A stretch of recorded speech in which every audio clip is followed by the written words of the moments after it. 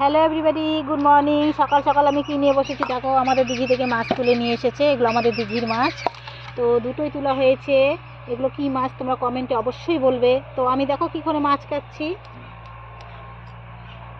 প্রথমে মাছগুলো আমি আঁশ ছাড়িয়ে নিচ্ছি, আঁশগুলোকে। আঁশ ছাড়ানো হয়ে গেল। তো দেখো, তোমরা তো সবাই ঘরে দিদি ভাইরা মাছ কাটো, তো আমি আজকে মাছ কাটছি, তোমাদের মাছ কাটা শেয়ার করছি।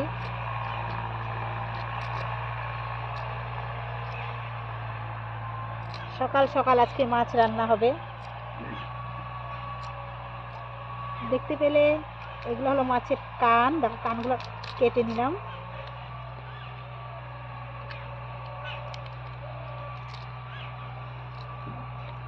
আর এখানে মাছের মাথাটা আমি এখন এই যে কেটে নিব।